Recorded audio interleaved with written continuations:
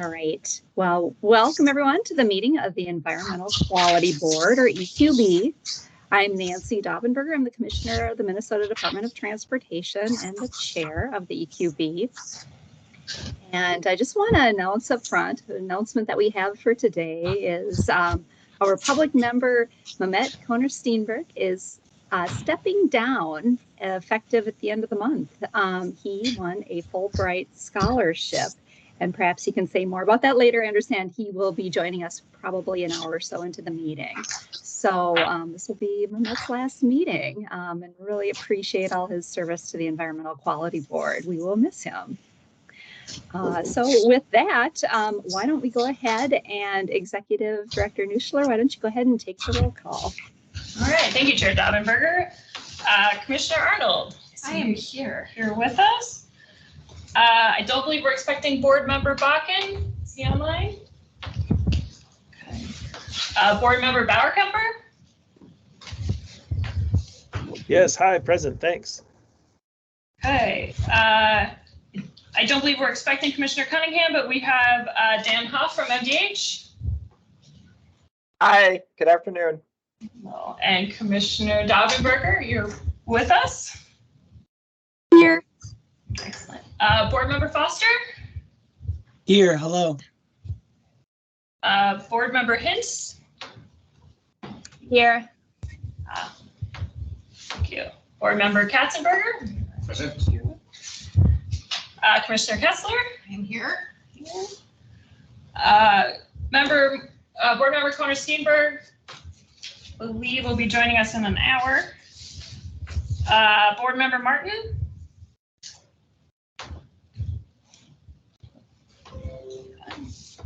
Commissioner Verelek? Verelek here from D. Board Member Nelson? You're here Present. with us. Commissioner Peterson? Here. Commissioner Christensen? I'm here.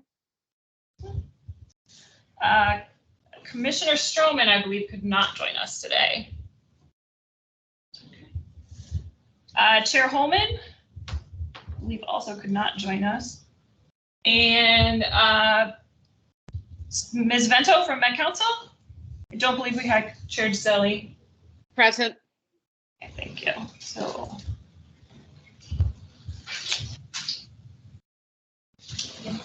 Sorry, Madam Chair, I have to count and it's taking me a minute. That sounds good. And I think I also saw that public member Martin just joined as well. All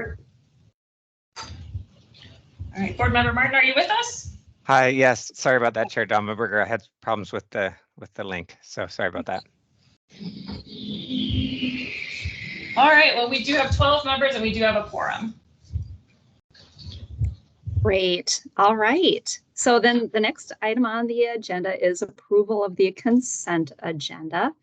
There are the meeting minutes from August 16th of 2023 EQB board meeting in your packet on page 5, starting page 5. And then the preliminary agenda for the September 20th, 2023 EQB meeting. And that starts on page 3 of your packet. So is there a motion to approve the consent agenda? So moved. I will second it. This is Katrina. We have a motion and a second. Don't think I quite caught who that was, but Executive Director Nuschler, did you catch those in the room? Yes, we had a motion from Commissioner Peterson and a second from Commissioner Kessler. Thank you very much. All right. All in favor, say aye. Aye. Hi. Opposed, say nay. Great. Hearing no opposition, the motion carries and the consent agenda is approved. So now I'll turn it back to you, Executive Director Nuschler, for the Executive Director's report. All right, thank you. Thank you, Chair. Again, I'm just going to start as usual with logistics and best practices. A couple of notes today. We are recording the open portion of the meeting. We will shortly be moving the board members into a closed session. That session will not be recorded. The chat in this meeting is open and visible to everyone, but the chat is not kept as part of the meeting record, so please only use it for logistical issues. And if you have something to say during the public comment period, raise your hand. Board members and presenters are able, if they're online, to mute and unmute themselves. Attendees are not able to do so. Board members, you will have a chance to hear the presentations and ask questions. We are obviously in a hybrid format, so if you're online, please feel free to use the raise hand function or just jump in during the discussions. And if you're online and could turn your camera on so we could see you, that would be great. For members of the public, if you are joining us online, there will be an opportunity for public comment during item 9. We do have the normal procedures for public comment, which I would like to show, but the slide is, can advance it manually here. Hold on. There we go. So the procedures and guidelines are here on the slide. If you're here in person and would like to speak, please use the sign-up sheets. And if you're online, when we get to the public comment, use the raise hand feature or indicate in the chat that you would like to speak. We do have a pretty full agenda today with so the public comment portion, we will be sticking to that time limit of 2 minutes. And we will cue commenters when we arrive at that point in the agenda and let you know when your time has come to raise your hand, which is in the top of the Teams meeting there, a little raise hand button. If you have any technical difficulties or procedural questions, if you're online, you can email the info.eqb@state.mn email or call 651-757-2877. And if you're in person, the staff in the back can help you out. So moving on to the executive director's report, I think since our last meeting, we did publish our MEPA 50th anniversary article, which I hope you all got a chance to take a look at. It was really well done. So thanks to Stephanie Hemphill for that and to Kayla for spearheading that process. Chair Daubenberger mentioned that member Conor Steenberg is stepping down. The position for CD5 has been posted on the Secretary of State's website, so it is open for application. We are going to start doing some recruitment later this week and next week to get a good pool of applicants for that position. So we'll have some flyers and different information going out. If you have anyone that you think we should get in touch with, or you just want a flyer or some email language that you can share with your network, please reach out to me or reach out to Priscilla, our comps person, and we will get that to you. So that's CD5, Minneapolis, Hennepin County, that area. Let's see. Comment letters. I do want to address that we received 2 comment letters related to the Duluth issue on our agenda prior to our deadline yesterday for comments to be sent for this meeting. Those were sent out to the board members. I do want to address one comment letter which implies that my personal friendship with a Duluth assistant city attorney has impacted the discussion of this issue. This Duluth city attorney and I previously worked together at MPCA. And at some time in early to mid-April, we were at a gathering with some other former MPCA staff, and she did mention the Planning Commission meeting and the decision that was made on the EAW. At that time, I had not been significantly involved in the conversations with the Duluth petitioners. I was in a conversation with them the following week, and I did tell them that I knew the city attorney, that she had mentioned it briefly, and that I was not going to discuss the issue with her any further. And I have not. And so given that, I felt that I had resolved any potential conflict, and I did not mention that to the board, so I do apologize for that oversight, but I just wanted you all to have the context for that one. 2 more quick things, just a quick overview of the meetings for the rest of the year. Next month, we will be here in a hybrid meeting format, and we will be getting some updates on climate work from MPCA folks. That's the plan for October. November will be a fully virtual meeting with a facilitated discussion around the development of the next strategic plan. So we'll have breakout rooms and facilitators, and we will be working to make sure that the public will be able to view those different breakout rooms and the conversations there. And then as of right now for December, our plan is to cancel that meeting. We don't have any pressing agenda items, and it gets close to kind of the time that many people want to be traveling because the meeting's scheduled for December 20th. So unless anyone has strong objections to that, that will be our plan for December. And then on a sad note, I do want to share that this is going to be Eric Dahl's last EQB board meeting. Eric will be leaving EQB for another opportunity, and I think I first met Eric. We started working on silica sand issues together close to 10 years ago, and I've appreciated working with him and getting to know him. And I especially appreciate and will miss his willingness to take on any project he's asked and his sharing of institutional knowledge about the EQB over time. So my very great thanks to Eric for his service to the EQB, and we will miss you.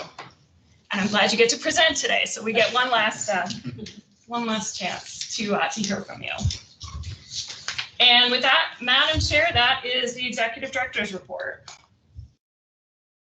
Thank you, Executive Director Nuschler. So does any board member have any questions for Edie Nuschler?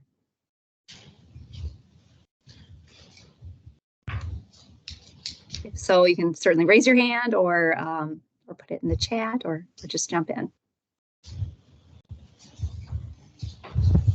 It's not hearing any.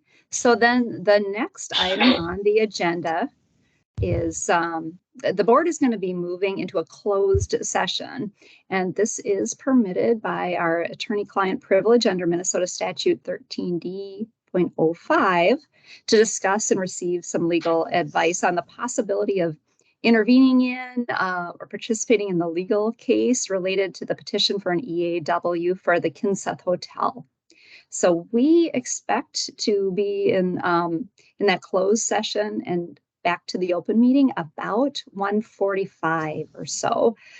So board members, if you are online, you should have on your, that was sent to you, a separate Teams meeting. You can leave this and move into that meeting for the closed session. And of course, for those in the building, please just go ahead and follow Executive Director Nuschler and the environmental review team to its room 102, I believe. So thanks everyone. And thank you to all listening in for your patience as we have this closed session. We'll see you in a bit. We will leave the main meeting open here so people receive. Does any board member want to make a motion for further action on this issue? Yes, Chair Dallenberger, I would like to make a motion. So this is Dan Katzenberger. And after receiving legal advice from counsel, I move that the Minnesota Environmental Quality Board not intervene in the Kinseth Hotel appeals process. Thank you for that. All right. May I have a second on that motion?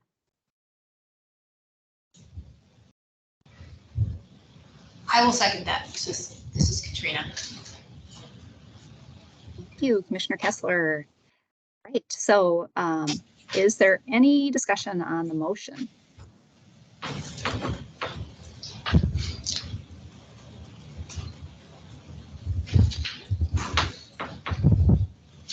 Commissioner Barrett, Go real hand Go up. ahead, Commissioner Averill. Thank you. I wonder if we wanted to also consider inviting the executive director to perhaps suggest process improvement in the future as part of the same motion.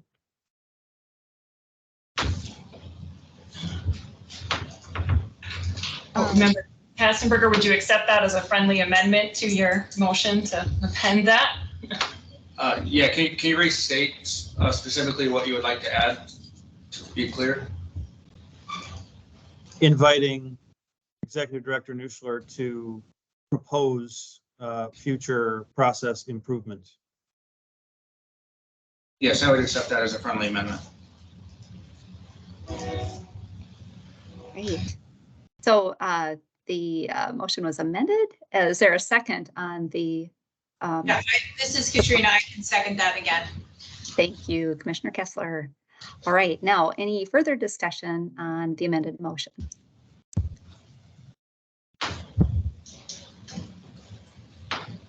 So I have a quick question, Chair. Go ahead, Public Member So will Bauer-Kemper. Thank you. We'll take one vote on the resolution that both addresses not intervening and requesting work on the process. Is that right? Yes. So we will do a roll call vote, and it was on the amended motion to not intervene, as well as the process improvement, as the way it was stated. Okay. All right. Thank you. I'm not eager to I'm not eager to support the resolution's component that we not intervene, but I am eager to support the resolution's component that we pursue some process improvement very deliberately. So appreciate the clarification. Thanks. Thank you, Public Member Bauer-Kemper. Any further discussion?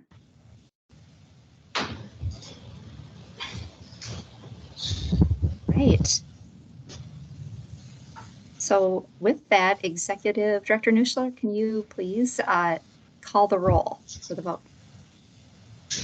Yes, Chair Daubenberger. So this would be the vote on the motion that after receiving advice to move that the EQB not intervene in the Kinseth Hotel matter, but that myself suggest process improvements in the future. And I will remind everyone that you may vote aye, you may vote nay, or you may choose to abstain should you like to on this vote. Commissioner Arnold. Aye. Board Member Bakken. Not present. Board Member Bauer-Kemper. Nay? Commissioner Christensen. Aye. Commissioner Cunningham is not present. Chair Daubenberger. Aye. Board Member Foster. Aye. Board Member Holman is not present. Board Member Hintz. I think I'm actually going to abstain on this one. Board Member Katzenberger. Aye. Or Commissioner Kessler. Aye. Board Member Kohner Steenberg. I'll abstain as I missed most of the discussion. Board Member Martin. Aye. Commissioner Baerleck. Aye. Board Member Nelson. Aye. Commissioner Peterson. Aye. And Commissioner Stroman is not present. We have 10 ayes, 1 nay, 2 abstentions, and 4 not present. So the motion carries. Thank you. Actually, I suppose I'm supposed to let you say that, Madam Chair. Yes. Thank you, board members. Yeah, thanks for the discussion and the motion and the votes. All right, so now we will move on to the next item on the agenda, and that is Pollinator Action Framework. So we have Rebecca Gutierrez Moreno, the State Pollinator Coordinator for EQB, Christina Loke, Pollinator Conservation Coordinator from the DNR, and Jameson Scholler, the Research Scientist from NGA, who will present our annual pollinator report and the Pollinator Action Framework. Welcome back, Rebecca, Christina, and Jameson. Thank you, Madam Chair, and thank you, members of the board and the public here present. And my name is Rebecca Gutierrez Moreno, and I'm the State Pollinator Coordinator with the EQB. And I'm here joined by my colleagues from the Interagency Pollinator Protection Team, Christina Locke and Jameson Scholler. And we're representing here the Interagency Pollinator Protection Team to present to you the 2023 Minnesota Pollinator State Agency Pollinator Report and the Pollinator Action Framework. Is this working? I hope so. Oh, yes, it does. Okay. So just to give you an outline of what this presentation is going to look like, I will first provide a background on the work that we're doing here in Minnesota to protect pollinators, the reasoning behind it, the reasoning behind moving forward with an action framework as well. Then we will talk about the components of the pollinator report, which this year main feature is that we're featuring and including there the pollinator action framework. So it's one document that you can find from page 11 on your packet, I'm correct. And then we'll talk a little bit about the next steps that we are proposing to move forward. And the actions for today for the board is the IBPT, we will recommend the approval of the 2023 pollinator report and the action framework. Sorry, I've been told that people can't see the presentation. Let me try it again. Okay.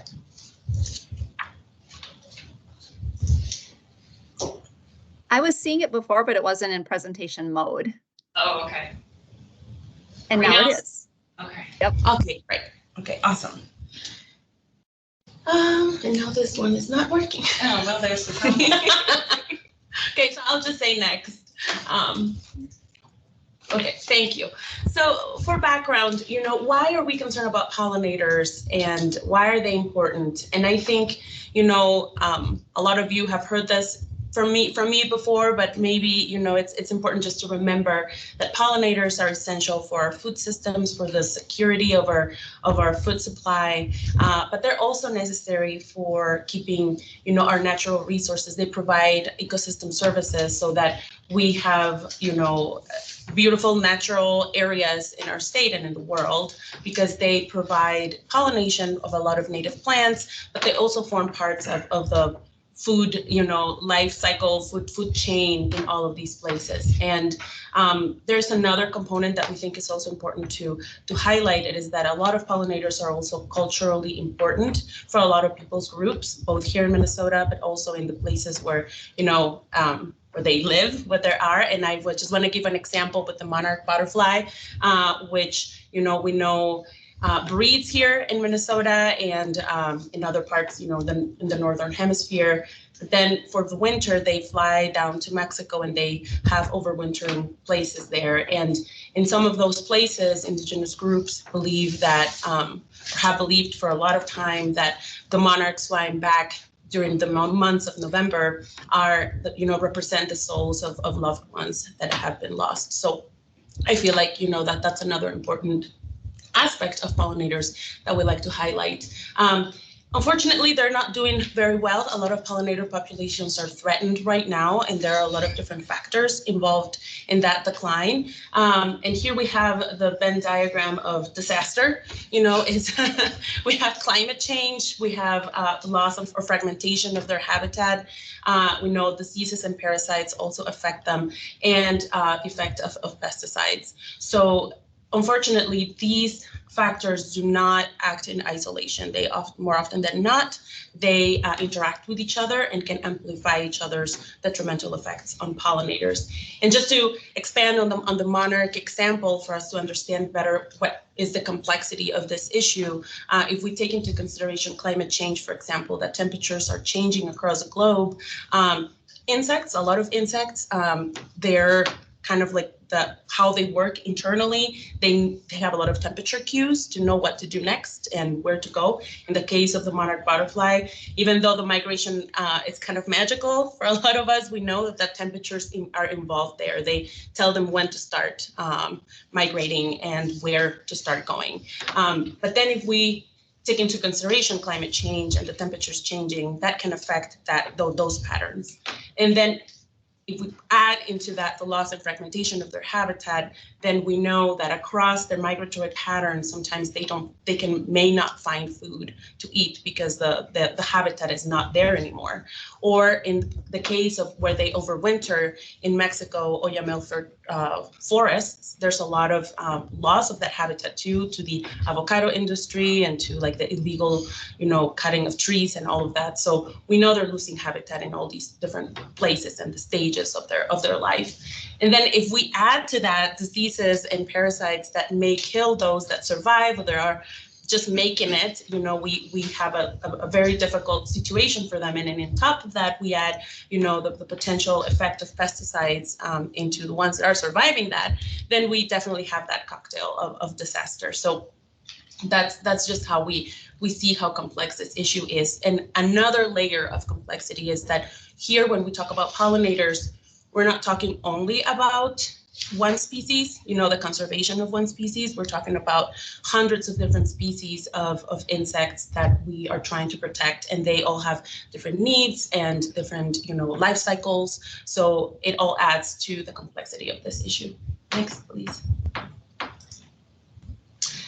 So in Minnesota, since 2016, with the first executive order that directs our work, we started, kind of having this more comprehensive interagency effort to protect Minnesota's pollinators. That executive order also directed the creation of the Governor's Committee on Pollinator Protection that worked from 2016 to 2018. And this group of people developed a set of recommendations for pollinator protection in Minnesota.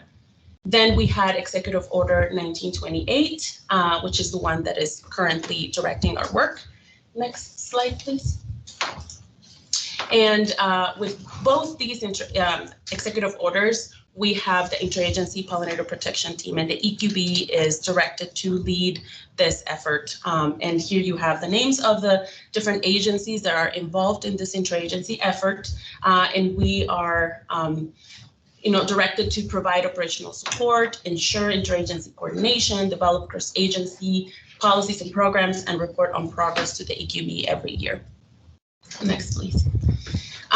So this executive order also kind of give us this general outline for our work. So our desired outcome, or our North Star, is that in Minnesota we will restore healthy, diverse pollinator populations that sustain and enhance Minnesota's environment, economy, and way of life. And then in order to get there, we have identified 3 goals, which are: goal 1 is that land support pollinators. The second goal is that pesticides are used judiciously and only when necessary. And the third goal is that Minnesotans understand, value, and actively support pollinators. Next slide, please. And in this slide, I want to just give you a glimpse of the different accomplishments that we've done throughout the years in terms of, of our interagency work. And every year that we brought a report to you, highlighting what are the progress, what is the progress that we're making, or what are the strategies that we want to follow. And I just want to highlight here that in 2022, the interagency team decided that the next strategic step for us to be more effective in our work is to develop an action framework to be used by state agencies and for state agencies as a guide to move progress forward. And I'm going to go a little bit more in depth in a little bit. Next one, please.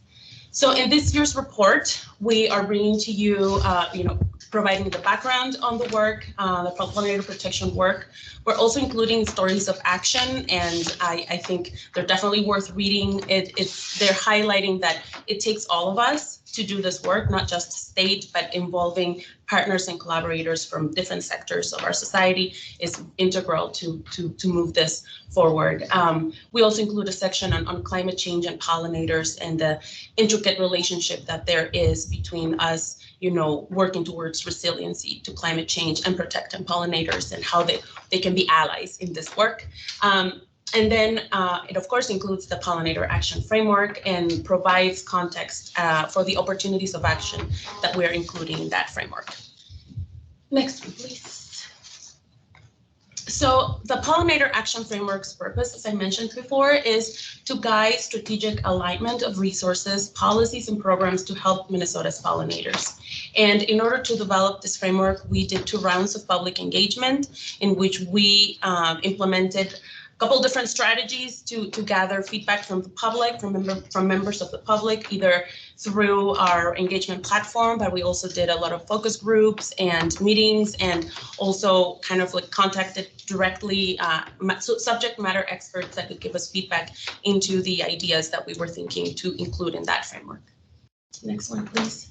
So I just want to take the opportunity to acknowledge and to thank those organizations that really put a lot of work into looking at the framework and helping us think through the actions that we were planning on including, but also the members of the public that participated in the engagement platform that we had opened. Next one, please. And just to for you to understand the framework, we have the structure is structured within each goal. We have categories, subcategories, and then identified actions. In addition to that, we are including what actions for each action, what will need leadership by the state, from the state, what actions will need legislative action, and what actions we can encourage others to do. Next one, please. And with that, I will give the word to Christina. Thanks, Rebecca. Thank you to the board for having us today. My name is Christina Locke. I'm the Pollinator Conservation Coordinator at the Department of Natural Resources and the DNR representative on the Interagency Pollinator Protection Team. So this work is divided into different goals, as Rebecca was saying, and the executive order directing this work identifies lead agencies for each of the goal areas. So goal 1, land support pollinators, we informally call this our habitat goal. The lead agencies assigned to that goal are the DNR and the Board of Water and Soil Resources. The key output for this goal is more food sources, nesting, and overwintering sites for pollinators. So this is all about what can we do with our wonderful lands here in Minnesota to make them more friendly for pollinators. Next slide, please. So under this goal area, we have 3 different categories. The first is intentional land stewardship. And under that goal, under that category, we have 3 subcategories. One is protect pollinator habitat. So that has to do with the land ownership and the rules governing the land. Restore and create pollinator habitat where there wasn't habitat before. And then enhance the quality of existing pollinator habitat.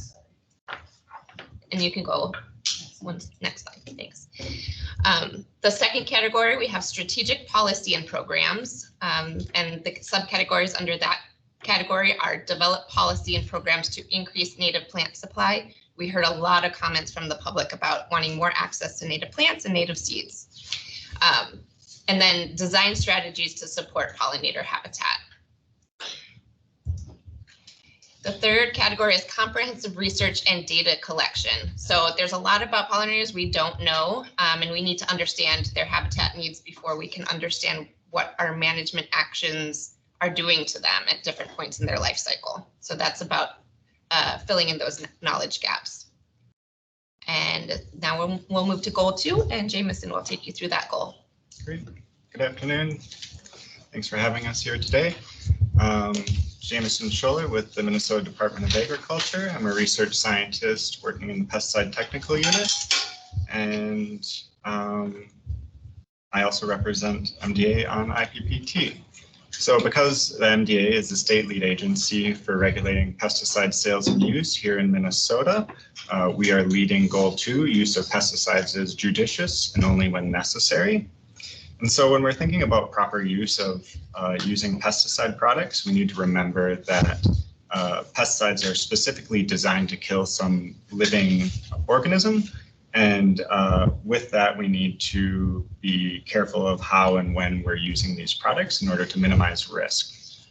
So when we're thinking about the risk to pollinators, we can kind of think of that as a combination of 2 factors, toxicity, or the potential for a pesticide to harm a pollinator at a given dose or concentration, and exposure, so the frequency and time that the pollinator is exposed to the pesticide.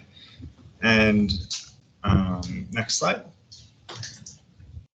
And so we can kind of use this to help us inform the risk of pesticides to pollinators. And so one of the ways in which we're working at IPPT to minimize the risk of pesticide impacts to pollinators is through the use and promotion of integrated pest management, or IPM. And IPM is a more holistic approach to pest management that can be applied to any sort of working landscape, whether that be agricultural, residential, rights of way, or forest lands. And IPM utilizes a more diverse set of management approaches.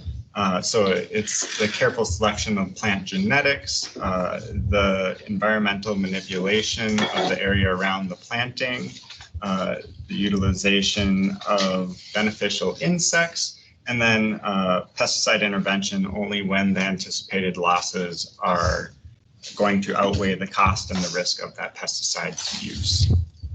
Next slide. So for goal 2, actions are broken into 3 categories, the first being judicious use of pesticides. And some of the examples we've included under this category are things like supporting and promoting the use of IPM in these working landscapes, or continuing to strengthen compliance assistance for pollinators in IPM language on pesticide labels. Next slide, please. The second category, robust protections, includes actions like increasing the promotion of mitigation strategies to reduce pesticide movement off-site, or increasing awareness of pesticide misuse reporting. Next slide, please. And then the last category included under Goal 2 is focused research. And actions included in this category include things like creating new or updating outdated thresholds for common pests found here in Minnesota, or researching and better understanding how pest managers, what sorts of obstacles they face in adopting IPM and incorporating more IPM into their landscape. So these are just a few examples here. And I'll pass it off to Rebecca. Thank you. Thank you both, Christina and Jameson. So for Goal 3, that Minnesotans understand, value, and support pollinators, EQB is the lead agency, which is awesome. I love this goal. And our key output is more actions through community commitments. Please, next slide. So here we have, I think there are 4 categories.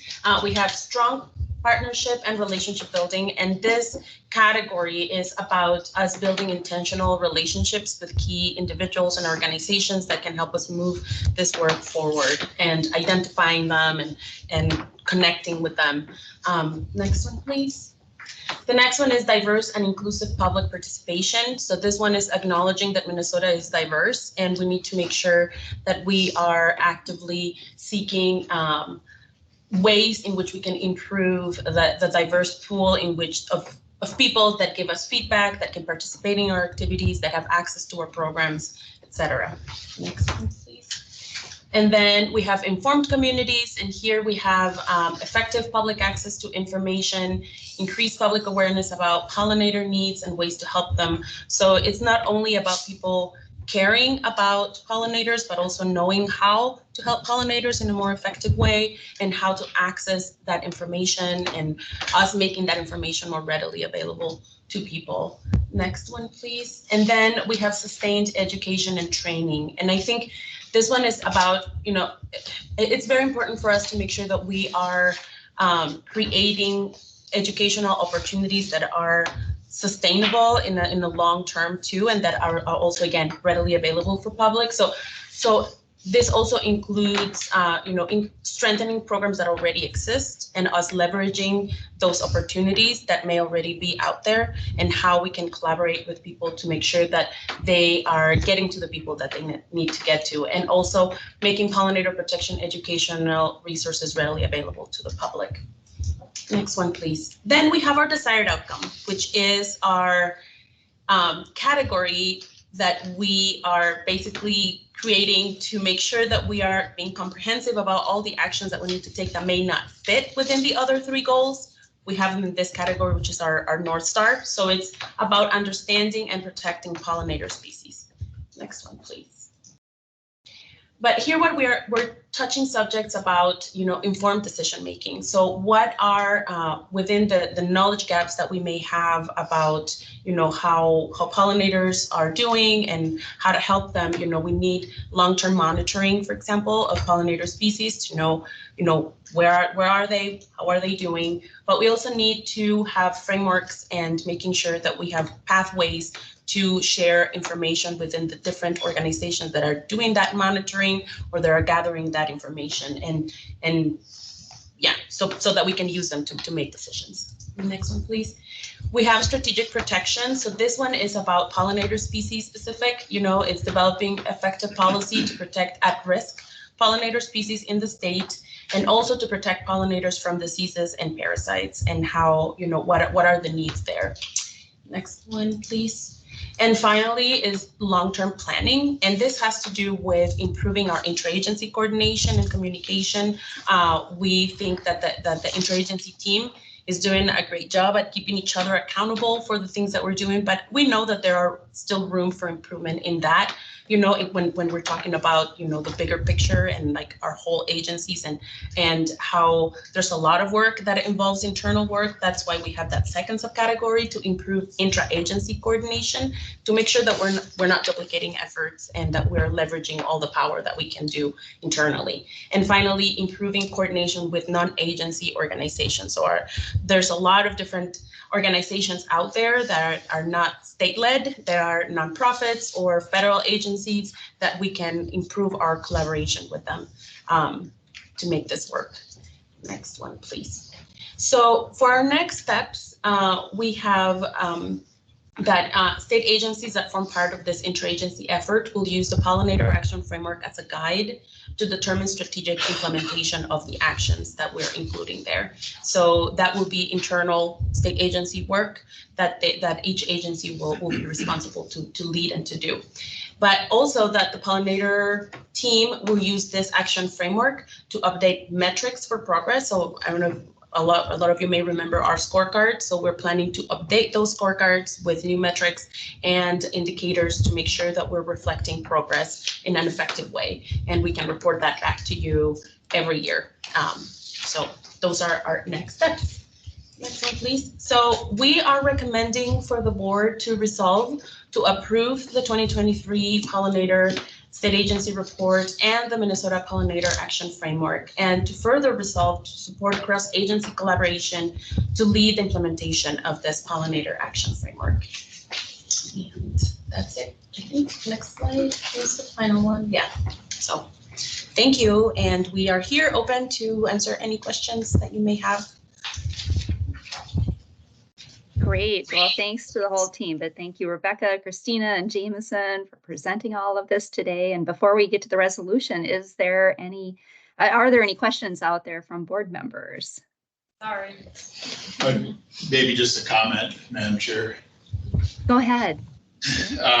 No, at first I'd just like to thank all the staff and everybody for the work on it and the updates that we've worked on it. One thing our agency has done with both the pollinator plan and the water plan that we're going to talk about it in a little bit too, is to try to do it every like 3 or 4 months, just an update so that we review the plan. Because I think that looking back at the 2016 plan or that plan, that the agency, is really important that we kind of, go and look, just to see how our agency is doing and keeping up with those sections of the plan as we go, rather than just you coming and presenting it once.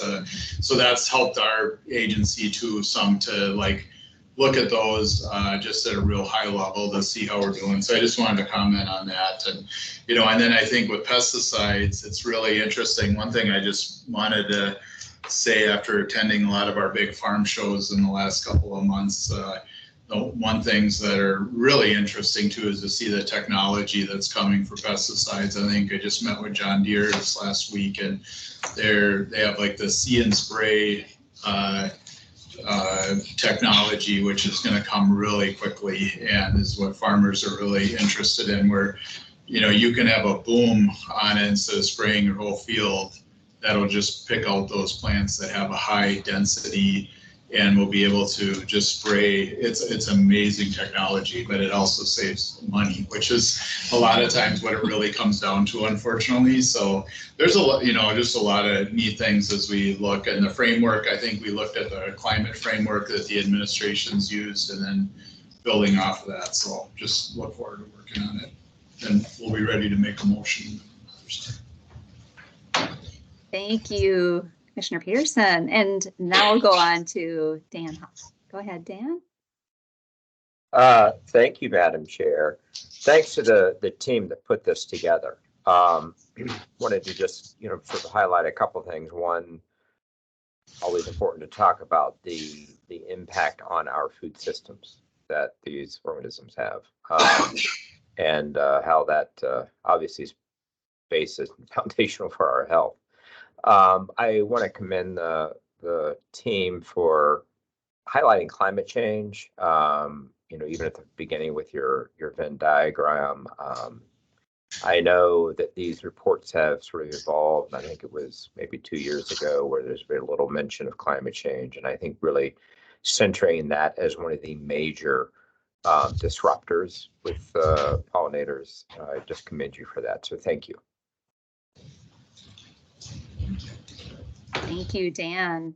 Yeah, and I will also interject here to, again, appreciation for the whole team's work on this. And, our MnDOT folks who've been part of the IPPT are, excited to move on to the actions, the implementable actions as part of all the work of the planning and the reporting or report writing, and now getting on to the actions that are necessary.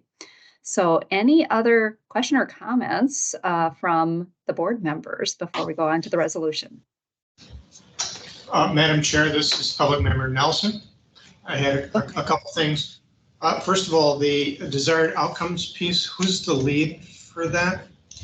Is that So because that is not a formal goal, it's actually our overarching North Star. I think we take it as all of us are in charge of doing that, but mainly I guess I would think EQB is the one that needs to keep people, we're leading this, we're leading this interagency effort. So I think that, basically, yes, I guess you're right. then I do want to thank you. I felt really good about the content of this. And I wanted to call out one item a little bit under that category for one, improved decision-making. And that's the research behind drivers of human behavior. And when we think about the pollinators, their behavior is hardwired. Mm-hmm.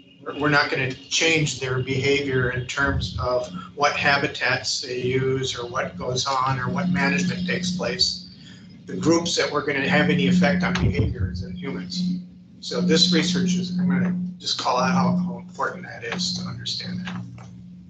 Thank you. Thank you, Public Member Nelson. Any other comments? Yeah, Chair Domberg, this is Katrina, Commissioner Kessler. I'll just say thank you to the team. This is great. I like the format here where it's calling out who's leading, who's enacting, and who's encouraging. I would just say that even within each of those categories, what I understand the presentation is that the state is leading where it says lead, and there's lots of state people. And a lot of this is probably beyond what we are currently doing or collectively have the resources to do. And as somebody who's recently, well, as the organization that I'm leading has recently received a lot of new work, I am sensitive to people taking on more or being asked to do more and also being asked to do their day job, which was their job before the new work, which is cool and exciting, and you're super jazzed up about protecting the food source and making sure that we're lessening risks to exposure to toxics.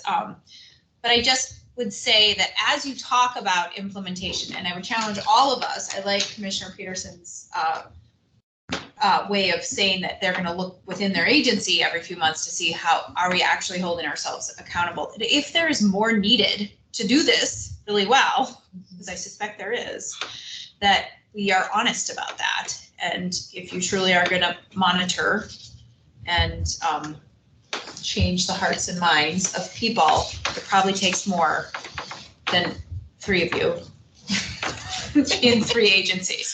So just as we think about not only how we prioritize what we currently have, but what we also might need going forward, just as part of your implementation, it's important to be honest with yourself about what is possible and what else you need to make it possible. Yeah, thank you, Commissioner. I don't know if I may say something, Madam Chair. This is Rebecca. I would, can I say something? Feel awkward. Okay, so sorry about that, Rebecca. Go ahead. I was on you. Thank you. Like I need the approval. Okay, so thank you for saying that, and I think that's in our next steps, in our last, I think the second, no, in the proposed resolution that we are drafted for you, we're saying that the board will resolve to continue to support this collaborative effort, and I do want to clout and thank for the availability of staff to join the IPPT, but I do recognize that sometimes there is that the need to, I guess what I want to say is just like to make sure that we understand that we need to do this work, and that I know that there's sometimes competing priorities and folks are busy doing so many other things, but I do want to ask commissioners to look into what commitment you have to this work, and to think, as you mentioned, realistically about the capacity of the staff, and making sure that we have staff that we can count on to implement this framework. Thank you for that, Rebecca. Yes, that's incumbent upon all of us. agencies as we're providing leadership to understand what resources are needed to lead in the certain actions or to help to support the other actions as well. So with that, I will go to Chair Daubenberger, can I just say one other thing? This is Katrina again. And I'll just say that if in that work, it's clear you don't have enough and that there are too many, you need to come back. Because otherwise it just festers and people are frustrated as to who is supposed to be doing what, and that people don't appear to be doing what you expect them to be doing, which you understand to be a very high priority, but maybe their leadership has a different very high priority. So I just put that out there. Can I share what we're doing at DNR, or what I'm trying to instigate? Sure. Why don't you go ahead and then we'll go to Public Member Foster. Okay, thank you.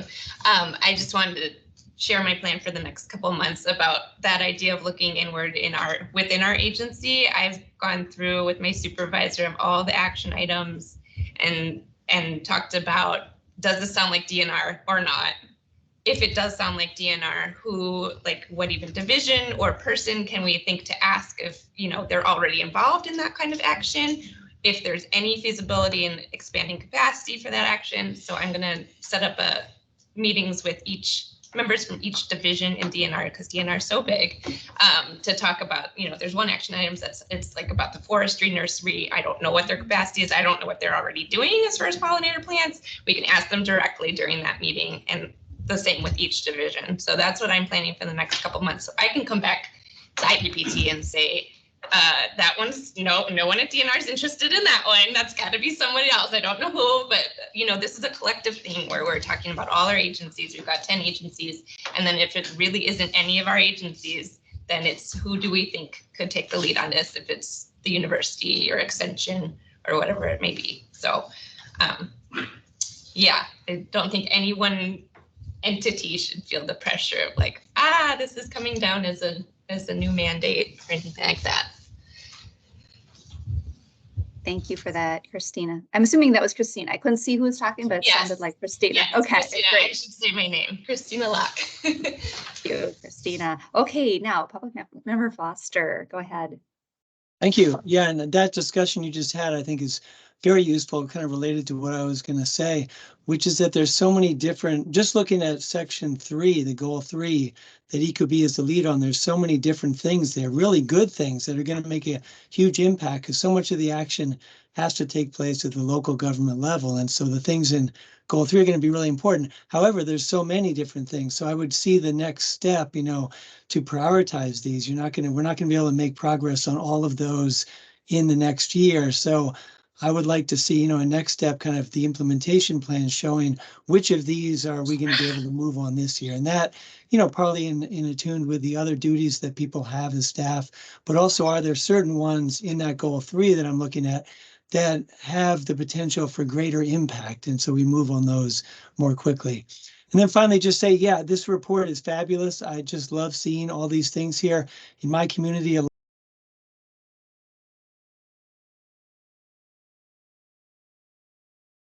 Or with this action plan that's going to really help local communities like mine to make progress. So thank you for all that work.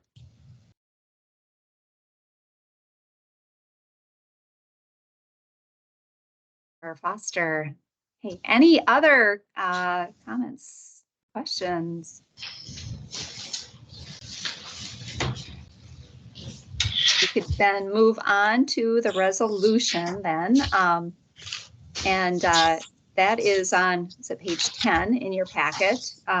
So resolution to approve the 2023 Minnesota State Agency Pollinator Report and the Minnesota Pollinator Action Framework, and to support cross-agency collaboration to lead the implementation of the Minnesota Pollinator Action Framework. So is there a motion to approve the resolution? I'll move to approve the resolution. And I can second that. That was Commissioner